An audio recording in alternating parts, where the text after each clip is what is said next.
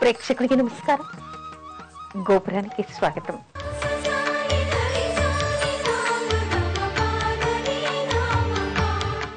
ఋషి పంచమి వ్రతం ఎప్పుడు చేయాలి, ఎవరు చేయాలి? మనకి భాద్రపద శుద్ధ పంచమి రోజు ఋషి పంచమి అంటారు. ఆ రోజు ఋషి పంచమి వ్రతాన్ని చెయ్యాలి అంటారు.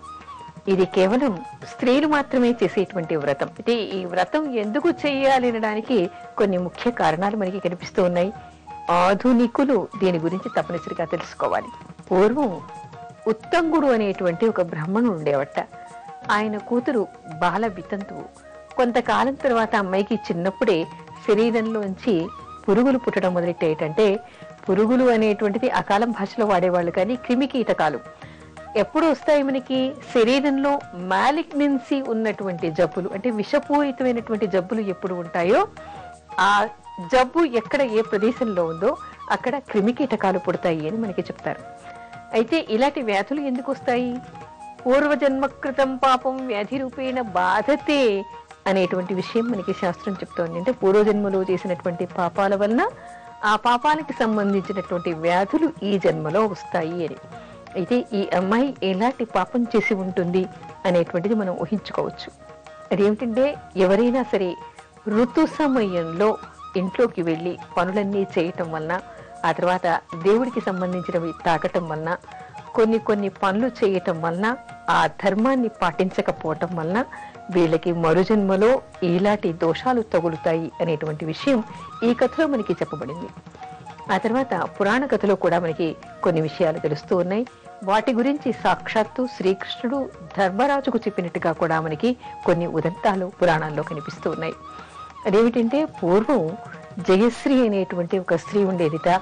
ఆమె భర్త కూడా, ఇద్దరూ కొంతకాలం అన్యోన్యంగా ఉన్న తర్వాత ఆవిడ ఋతు ధర్మాన్ని పాటించకుండానే ఇంట్లో పనులన్నింటినీ కూడా చక్కపెడుతూ ఉండేదిట.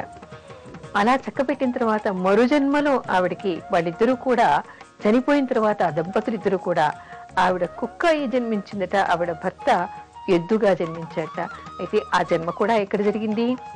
వాళ్ళకి ఈ జన్మలో ఎవరైతే కొడుకు ఉన్నాడో ఆ కొడుకు ఇంట్లోనే వాళ్ళిద్దరూ కూడా ఉండడం ప్రారంభించారు. అంటే మరు జన్మలో కుక్క ఎద్దుగా జన్మించి కూడా ఈ జన్మలో తమ కొడుకు ఎవరో వాళ్ళ ఇంట్లో ఉన్నారట.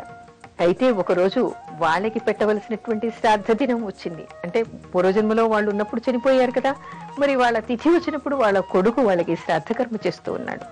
చేస్తూ ఉన్నప్పుడు ఏమిటి, పాయసం చేశారట. చేసిన తర్వాత దాని మీద ఆరబెట్టడం కోసం మూత పెట్టలేదుట.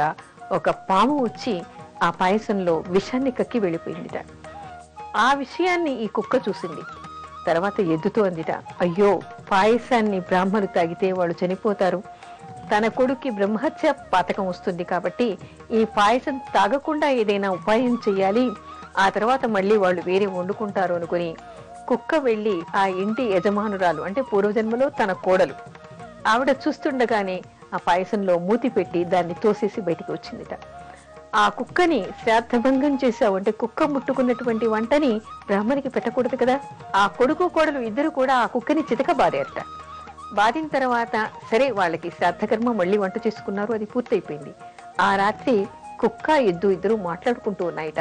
ఏమిటి అంటే, ఏం చేసినా సరే నన్ను కొడితే కొట్టాడు కానీ శ్రాద్ధ భంగం కాలేదు, తర్వాత ఇద్దరు ప్రాణులు మన వల్ల ఈరోజు బ్రతికారు, దానివల్ల మనకి పూర్వజన్మలో చేసేటువంటి దోషాలు ఏమన్నా ఉంటే పోయి ఉంటాయి, అది మనం మంచి పనే చేశాము, దెబ్బలు తింటే తిన్నాము అని ఇద్దరు అనుకుంటూ ఉన్నారట.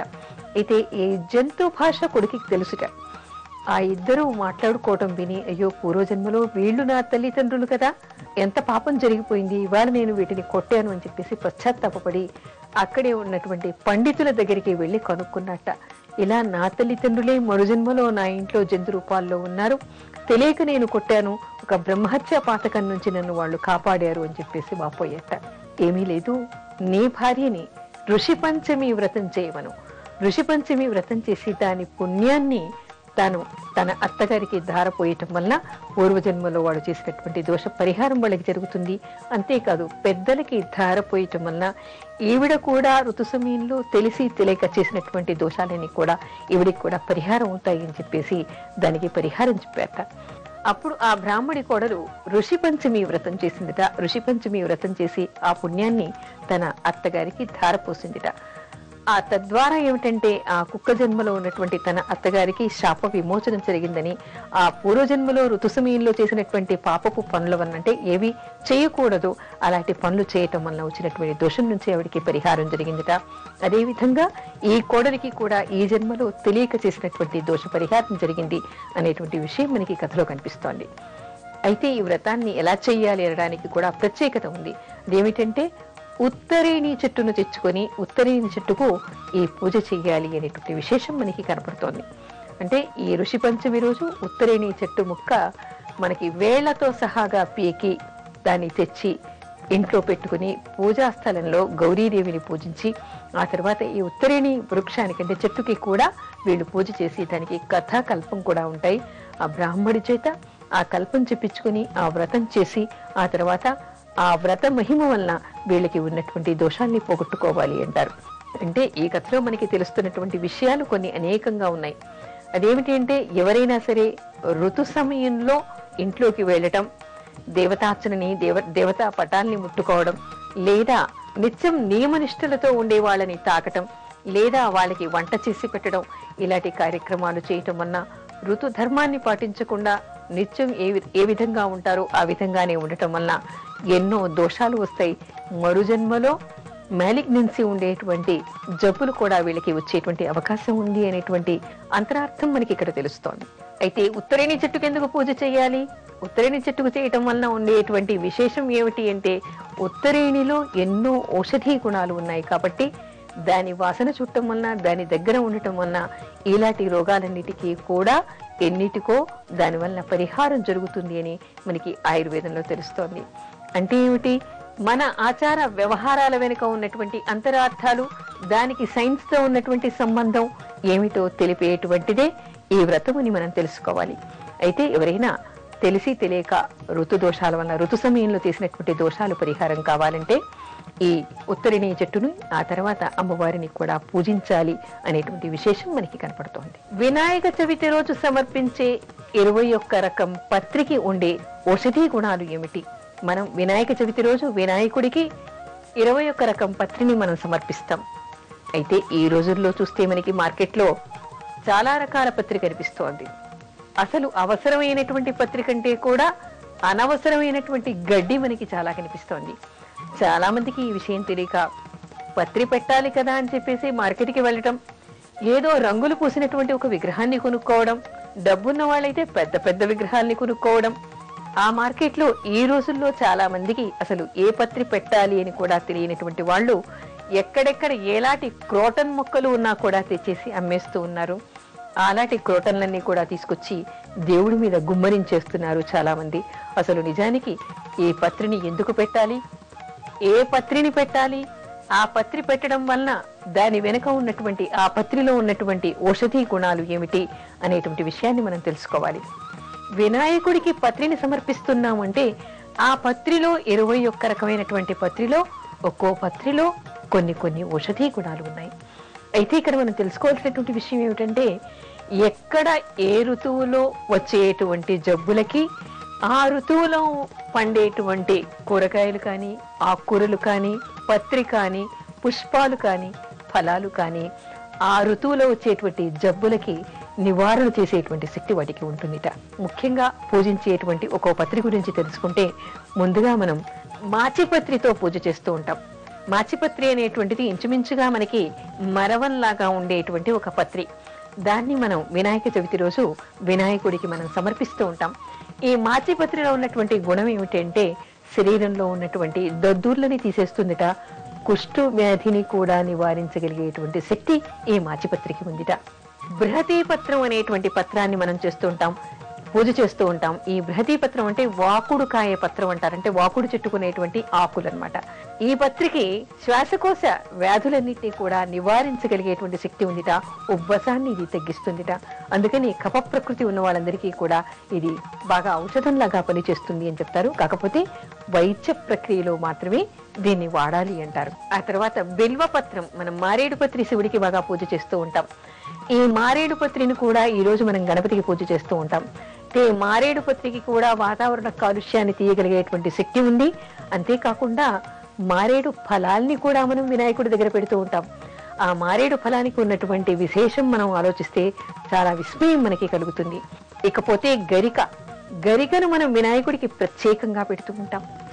గరికలో ఉన్నటువంటి ఔషధీ గుణాలను చూస్తే మనకి చాలా ఆశ్చర్యం వేస్తుంది. అసలు నిజంగా గరిక గురించి మరొక రోజు మరొక ఎపిసోడ్ లో చాలా వివరంగా చెప్పుకుందాం.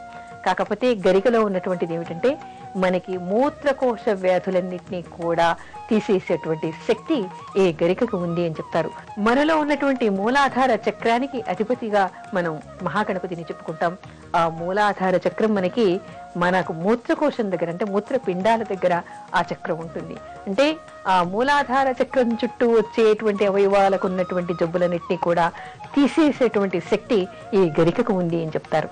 ఆ తర్వాత దత్తూరా పత్రం అంటే ఏమిటి? మనం ఉమ్మెత్త పువ్వుల్ని శివుడికి పూజకి వాడుతూ ఉంటాం. సంతానం లేనటువంటి వాళ్ళంతా కూడా ఉమ్మెత్త పువ్వులతో శివుడికి పూజ చేస్తూ ఉంటారు. ఆ ఉమ్మెత్త చెట్టు ఆకుల్ని కూడా మనం వినాయక చవితి రోజు వినాయకుడికి పూజకి వాడుతూ ఉంటాం. దానికి కూడా ఏమిటంటే గడ్డలని, వ్రణాలని, అంటే పెద్ద పెద్ద కురుపులు గడ్డలు అవుతుంటాయి కొంతమందికి, వాటన్నిటిని కూడా తీసేసి కరిగించేటువంటి గుణం ఈ దత్తూరా పత్రానికి ఉంది అంటారు. ఆ తర్వాత బదిరీపత్రం అంటే రేగుపత్రం. రేగు పత్రాన్ని మనం ఎప్పుడూ ఉపయోగించం, కానీ గణపతి పూజ రోజు మాత్రం రేగు చెట్టుకున్నటువంటి లేలేత ఆకుల్ని తెచ్చి గణపతి పూజలో మనం వినియోగిస్తూ ఉంటాం. దీన్ని బదిరీ పత్రం అంటారు. అంటే బదిరీ ఫలం అంటే రేగుపండు, బదిరీ పత్రం అంటే రేగుపత్రి. దీనికి ఏమిటంటే రక్తంలో ఉన్నటువంటి దోషాలన్నింటినీ కూడా పోగొట్టేటువంటి శక్తి దీనికి ఉందిట. అందుకని ఈ పత్రాన్ని పెట్టి వినాయకుడిని పూజిస్తూ ఉంటాం. అపామార్క పత్రం అంటే ఇది ఉత్తరేణి ఆకు అంటారు. ఉత్తరేణి ఆకుల్ని మనం భాద్రపద మాసంలో వచ్చేటువంటి చాలా వ్రతాల్లో మనం ఉపయోగిస్తూ ఉంటాం. హరితాళికా వ్రతానికి ఉత్తరేణి ఆకుల్నే వాడతారు. ఆ తర్వాత షోడశ గౌరీ వ్రతానికి ఈ ఉత్తరేణి ఆకుల్నే వాడతారు. అంటే వినాయక చవితి ముందు వచ్చేటువంటి వ్రతాలు అన్నమాట ఇవి. ఆ తర్వాత ఉత్తరేణి ఆకులతో వినాయకుడికి సహస్రనామాలు చేస్తూ ఉంటారు. ఈ ఉత్తరేణిలో ఉన్నటువంటి గొప్పదనం వింటే అందరూ ఆశ్చర్యపోతారు.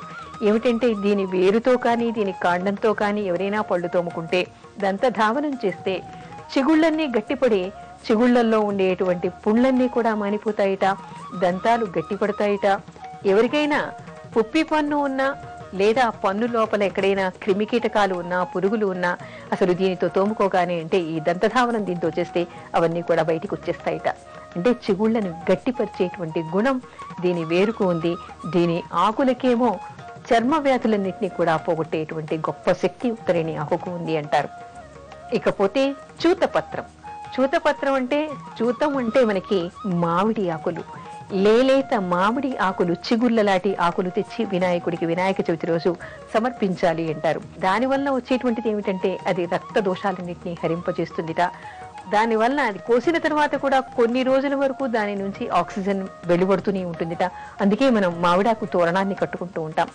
ఇక్కడ పూజ దగ్గర పెట్టడం వల్ల చాలా మంది అక్కడ గుమి కుడతారు కాబట్టి దాని నుంచి వచ్చేటువంటి ఆక్సిజన్ వల్ల ఇక్కడ చుట్టూ ఉండేటువంటి వాతావరణ కాలుష్యం అంతా పోతుందిట. అంతేకాదు దీనిలో ఉన్నటువంటి గొప్ప గుణం ఏమిటంటే లేలేత మామిడి ఆకుల్ని ఎవరైనా కాచేసి కషాయం చేసి దానితో పుక్కిలిస్తే నోటిలో ఉన్నటువంటి పుళ్ళన్నీ కూడా పోతాయి. అంతటి గొప్ప శక్తి మామిడి ఆకుల్లో ఉంది. కాబట్టి ఈ మామిడి చిగురుతో గణపతికి వినాయక చవితి రోజు పూజ చెయ్యాలి అంటారు. ఆ తర్వాత కరవీరపత్రం అంటే గన్నేరు ఆకుల్ని కూడా మనం గన్నేరు పువ్వులని, గన్నేరు ఆకుల్ని కూడా వినాయకుడికి మనం సమర్పిస్తూ ఉంటాం. అయితే ఈ గన్నేరు పూలని, ఆకుల్ని మనం ఔషధీ గుణాలు ఉన్నాయని చెప్పేసి ఇష్టం వచ్చినట్టు వాడటానికి వీల్లేదు. ఇవి కొంచెం జాగ్రత్తగా వాడుకోవాలి. దీనివల్ల కూడా మనకి గర్భకోశ వ్యాధులన్నీ కూడా పోతాయి అనేటువంటి విషయం మనకి కనపడుతోంది. ఆ తర్వాత విష్ణుక్రాంత పత్రం అంటారు. ఇదేమిటంటే నేల ఉసిరిగా కూడా మనం చెప్పుకుంటూ ఉంటాం. చిన్నగా ఉండి భూమి మీద పాకుతున్నట్టుగా ఉండేటువంటి చెట్టు, దీనికి చిన్ని చిన్ని ఉసిరికాయలు లాంటివి వస్తూ ఉంటాయి. ఈ పత్రిని కూడా మనం గణపతికి పూజకు వాడుతూ ఉంటాం. దీనికి ఉన్నటువంటి గొప్ప విశేషం ఏమిటంటే ఎవరికైనా కామర్ల జబ్బు వచ్చిందనుకోండి, దీని కషాయం తాగితేనే పచ్చకామర్లు తగ్గిపోతాయి అంటూ ఉంటారు ఆయుర్వేదంలో. అందుకని ఆయుర్వేద ప్రక్రియలో ఇది ముఖ్యంగా వాడుతూ ఉంటారు పచ్చకామర్ల వ్యాధికి. దీనిలో కూడా ఔషధీ గుణాలు మెండుగా ఉన్నాయని చెప్తూ ఉంటారు. దాడిమి పత్రంతో పూజ చేస్తూ ఉంటాం. దాడిమి పత్రం అంటే దానిమ్మకాయ ఆకులు, అంటే దానిమ్మ చెట్టుకున్నటువంటి లేలేత ఆకుల్ని తెచ్చి, ఎర్రగా ఉన్నటువంటి ఆకుల్ని తెచ్చి మనం వినాయకుడి పూజకి వినియోగిస్తూ ఉంటాం. అయితే దీనిలో ఉన్నటువంటి గొప్ప విషయం ఏంటంటే జీర్ణశక్తిని పెంచుతుంది, జీర్ణకోశ వ్యాధులన్నిటి కూడా ఇది తీసేస్తుంది.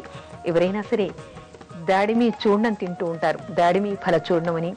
తర్వాత దానిమ్మ పండు రసం తాగటం వలన, దాన్ని ఎండబెట్టి దాన్ని చూర్ణం చేస్తుంటారు, ఆ చూర్ణం తినటం వలన, దాని తొక్కలో ఉన్నటువంటి కషాయం అంటే ఆ తొక్కతో కషాయం చేసుకొని తాగటం వలన కూడా జీర్ణకోశ వ్యాధులన్నీ కూడా నయమైపోతాయి అనేటువంటి విషయం చెప్తారు. అందుకని దాడిమి ఫలాన్ని వినాయకుడికి సమర్పించడం అంటే దానిమ్మ పండుని సమర్పించడం, దానిమ్మ ఆకులతో కూడా పూజ చేయడం అనేటువంటిది విశేషంగా చెప్తారు. ఆ తర్వాత మరువక పత్రం. మరువ అనేటువంటిది కూడా సువాసన కలిగినటువంటి పత్రం. అది మనం సాధారణంగా పువ్వుల్లో కలిపి మాల కట్టుకుని ధరిస్తూ ఉంటాం. దీనిలో కూడా ఔషధీ గుణాలు ఉన్నాయంటారు. వాతావరణం అంతా కూడా కాలుష్యం పోగొట్టి, దుర్గంధాన్ని పోగొట్టి సువాసనలు వెదజల్లుతూ ఉంటుంది. ఆ తర్వాత దీనివల్ల కూడా మన ఆరోగ్యానికి ఎంతో మేలు చేస్తుందని, ఆ తర్వాత దీని కషాయం కూడా శరీరంలో ఉన్నటువంటి అనేక రుగ్మతల్ని పోగొడుతుంది అనేటువంటి విషయం మనకి ఆయుర్వేదంలో తెలుస్తోంది. ఆ తర్వాత వావిలాకు. వావిలాకుతో కూడా మనం పూజ చేస్తూ ఉంటాం. ఈ వావిలాకుని సింధూర పత్రం అంటూ ఉంటారు. అయితే సాధారణంగా ఒళ్ళు నొప్పులు బాగా ఉన్నప్పుడు, ముఖ్యంగా బాలింతలకి స్నానం చేయించడం కోసం చెప్పేసి పూర్వకాలంలో అయితే మామూలుగా న్యాచురల్ డెలివరీస్ అవుతూ ఉండేవి. వాళ్ళందరికీ కూడా ఒళ్ళు నొప్పులు ఉంటాయని చెప్పేసి బాలింతలకు స్నానం చేయించేప్పుడు ముఖ్యంగా ఈ వావిలాకును వేసి బాగా మరగ కాచిన నీళ్లు పోసి స్నానం చేయిస్తూ ఉంటారు. అర్కపత్రాన్ని సమర్పిస్తూ ఉంటాం. అర్కపత్రం అంటే జిల్లేడు ఆకు అనేటువంటి అర్థం. జిల్లేడు ఆకుల్ని, జిల్లేడు పువ్వుల్ని కూడా మనం గణపతికి సమర్పిస్తూ ఉంటాం. అయితే ఈ అర్కపత్రంలో ఉన్నటువంటి ఔషధీ గుణాలు ఏమిటో తెలుసుకుంటే మనకి చాలా ఆశ్చర్యం వేస్తుంది. ఈ అర్కపత్రం అని దీనికి పేరు రావడానికి, అర్క అంటే సూర్యుడు అని అర్థం. అంటే సూర్యుడి గుణాలన్నీ దీనిలో ఉన్నాయి. అంటే సూర్యరశ్మి నుంచి వచ్చేటువంటి వ్యాధి నిరోధక శక్తి మొత్తాన్ని కూడా ఇది గ్రహించేస్తుంది. దీన్ని అనేక ఔషధుల్లో ఆయుర్వేదంలో వాడతారు. మన శరీరంలో ఉన్నటువంటి 51 రకం వ్యాధుల్ని నివారించగలిగేటువంటి శక్తి ఈ అర్కపత్రానికి ఉందిట. అందుకని ఈ జిల్లేడు పత్రాన్ని పెట్టి మనం గణపతికి పూజ చేస్తూ ఉంటాం. గణపతికి ఆకులతో పూజ చేయటం వలన ఆయనకు వచ్చేటువంటి లాభం ఏమీ లేదు. ఎవరు పూజ చేస్తారో వాళ్ళకి ఎన్నో రకాల ఉపయోగాలు ఉన్నాయని ప్రత్యక్షంగాను పరోక్షంగాను మనకి తెలుస్తూ ఉన్నాయి. వాటిలో ఉన్నటువంటి ఔషధీ గుణాన్ని తెలుసుకుంటే, ఏ సందర్భాల్లో వాటిని ఏ విధంగా వాడాలో కూడా తెలిస్తే అనేక వ్యాధుల నుంచి మనం తప్పించుకోవచ్చు.